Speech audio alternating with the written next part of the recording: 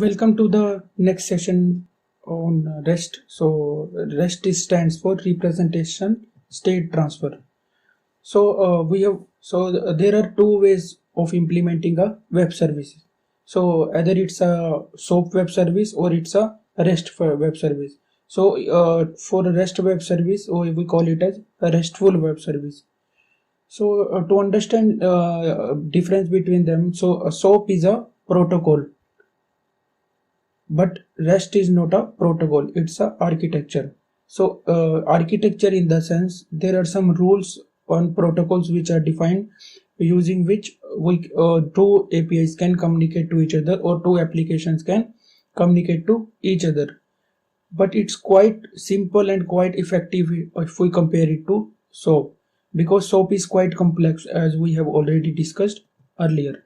So let's discuss REST, a few points or important points on REST. So in case of REST, everything is a resource, right? So suppose there is an employee. So employee here is a resource, and we have department also in the employee system, right? So that department is also a resource. And most important thing here is it works over HTTP, so that forms the foundation of the REST.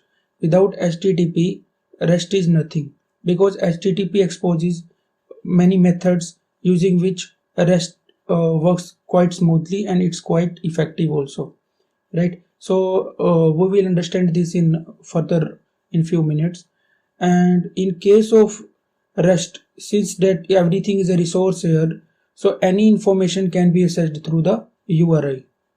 So what's the URI is after the endpoint, right? We specify the resource, so together that form the URI. So let's discuss this with example. Let's discuss the concept of resource. So that's a pet store web service which is available on the internet, right? So this can be easily used for testing. It's free of cost by Smartware. So we will be using same example in our further lecture also. So if you can see, both pet and store are resource here in the pet store web service. So pet and store are two APIs which are exposed by this web service. So in case of pet, we can get any information using this resource, whether it's pet name, pet ID, pet status. So these all parameters identify the pet, right? And similarly in the case of store, so store here is that stores all the inventory about the pets, whether what are the status of the pet, whether it's available or not. So also we have the store ID, which is used to identify that particular inventory, right? So in case of REST, as we already discussed, HTTP methods are everything here, because using these methods we can perform any operation on the resource which are exposed by the API, and these correspond to its very commonly used term CRUD, which means create, read, update and delete. So these all operation can be accessed or can be done using these HTTP methods, right? So this will be more clear in upcoming in few minutes when we will discuss the example. So let's see the post method. So post method here is required to create any resource, create anything over the resource, to create the resource. So here we will be creating the store. Now this is the endpoint which is exposed by the API, or where it is hosted over the server over the internet, and this is the URI, this is the resource, right? Sorry, this one is the resource. So this one is the resource here, /pet. So how this URI or API will come to know like which operation I need to perform? So this will be done by the post method. So post method will hit this endpoint and can create the pet in the store itself. And what all details we need to provide, that will be there in the request format. So request format will be provided with which will have all the details like pet id, pet name, all things that can be specified in the request. So similarly in the get case, we are not modifying the resource, we are not creating resource, we are just getting the information from the resource, which is the pet store. So here pet id is the identifier for that pet. How we can fetch the pet from the store? Using the pet id. So similarly in this case also, get operation will be performed on the, so this endpoint will be the same, right? But the resource here is changed. We have the id here which plays a very important role, which act as a identifier.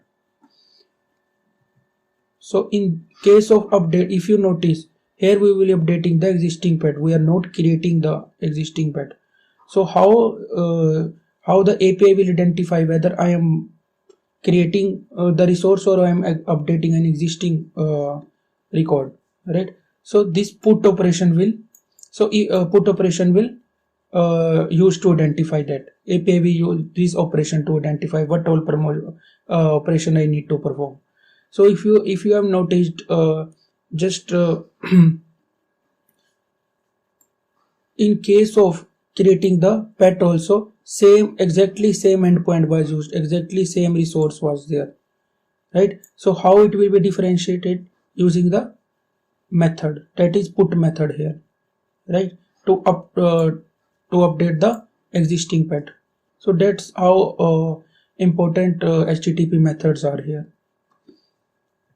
So similarly in case of delete also, if you see here, we are modifying the resource because we are modifying the record here. What we are modifying? We are deleting the pet which we have created or any existing pet.